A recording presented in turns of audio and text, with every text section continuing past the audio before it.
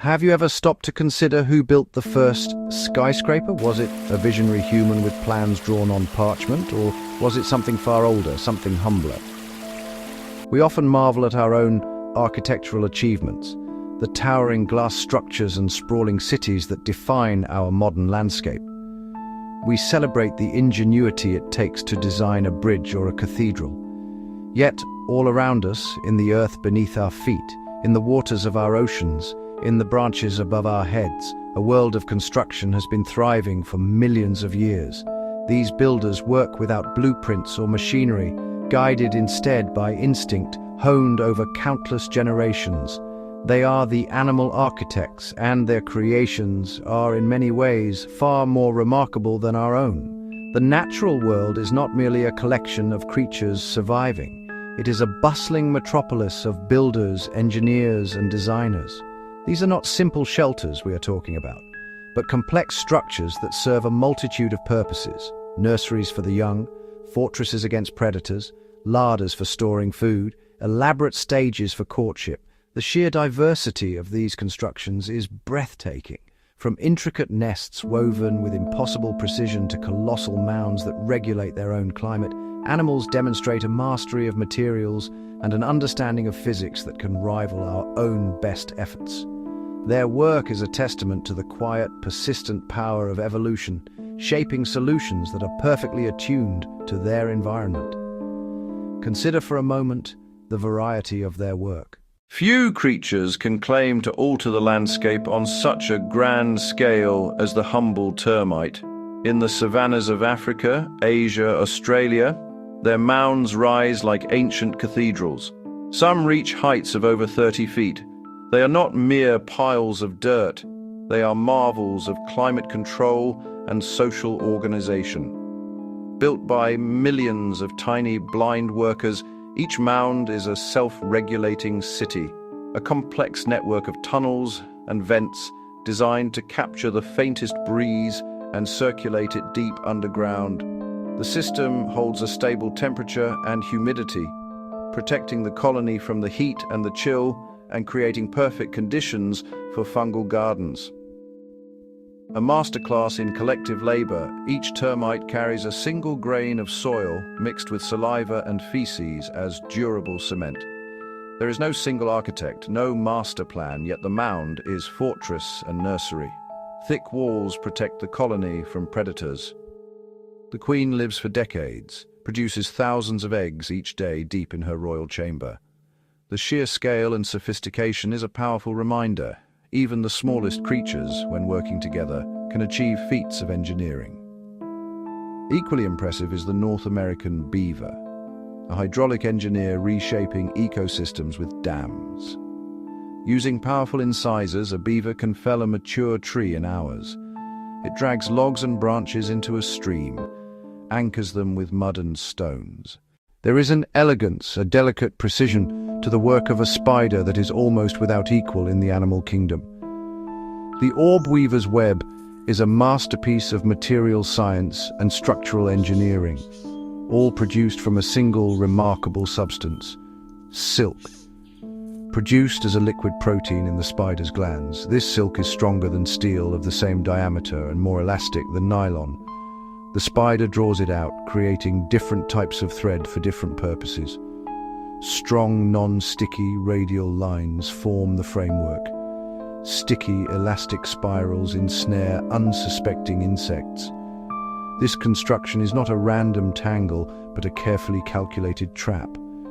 The process is a beautiful dance of instinct and physics. It begins with a bridge line caught by the wind. From this anchor, spokes radiate like a wheel, then it spirals outwards, then back inwards, laying the sticky capture thread. The entire structure transmits vibrations. The spider waits patiently at the hub or along a signal line, ready to sense the slightest struggle of a captured fly. It is a creation of profound ingenuity, a deadly yet beautiful net that shows an innate understanding of tension, geometry, and material properties. In the leafy canopies of our forests, another silken architect is at work. Its purpose is not to capture prey, but to create a communal home. The tent caterpillar constructs large silken tents, often in the fork of a tree's branches. These tents are a collaborative effort by hundreds of siblings. As they emerge from their eggs, they begin to spin, weaving a multi-layered shelter. It also acts as a greenhouse, trapping the sun's warmth on cool spring mornings. Caterpillars venture out along silken trails to feed on leaves, then retreat to the tent to rest and digest. The structure grows with them as they add layers of silk, expanding the home. In the forests of Australia and New Guinea, a most extraordinary courtship ritual unfolds. It's not a dance or a song, but an act of architectural and artistic creation. The male bowerbird builds a structure known as a bower, not as a nest for its young, but purely as a stage to attract a female. There are different styles of bower. Some species build a maypole bower around a central sapling. Others construct an avenue bower with two parallel walls of twigs. The bower itself is just the beginning. The true artistry lies in the decoration. The male is a meticulous collector, scouring the forest floor for objects to adorn his creation. His taste is remarkably specific. He arranges his treasures with an astonishing eye for color and form. One bower might be decorated exclusively with blue objects: blue feathers, blue berries, blue fragments of plastic, blue fragments of glass. Another might feature a carefully arranged collection of shiny beetle carapaces, white snail shells, vibrant green leaves.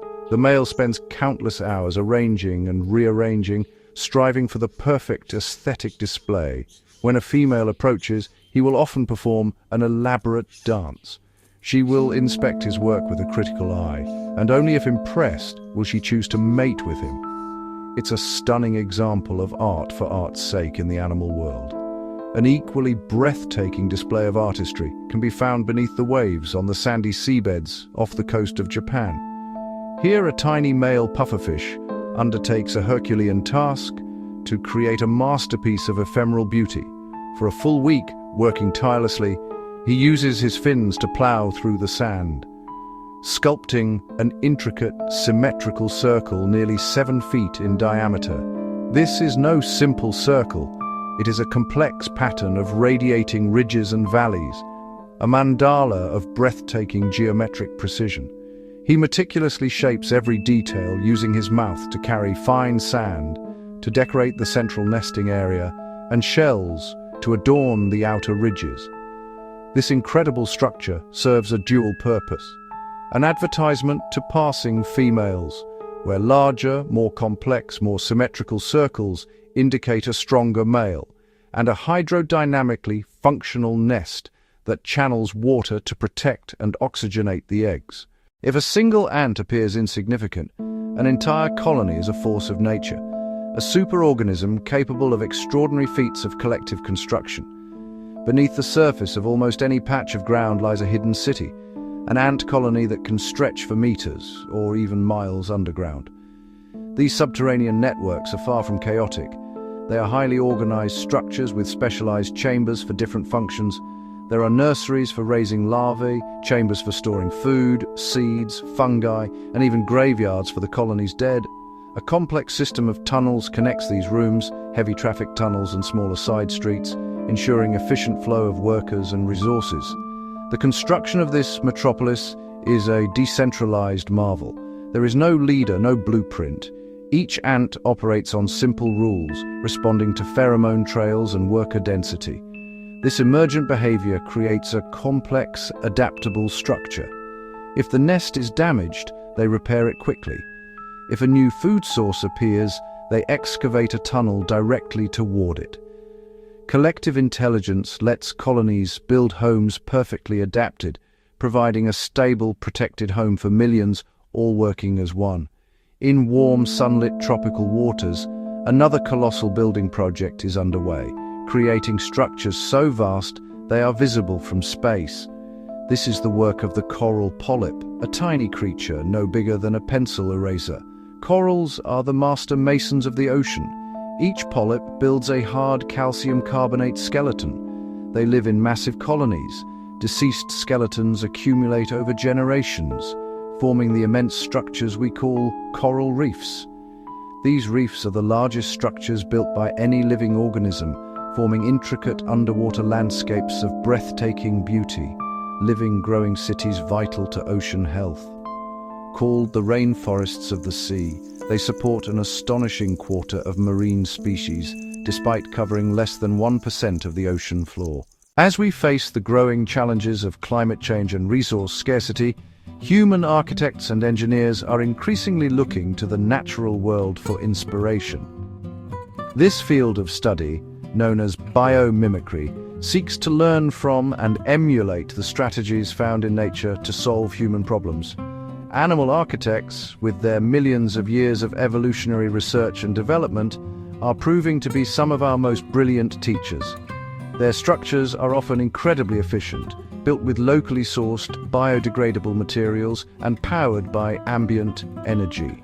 They offer us a blueprint for a more sustainable way of building and living, one that works in harmony with the environment rather than against it. Consider, again, the termite mound. Its remarkable ability to maintain a stable internal climate without active systems has captured the attention of architects.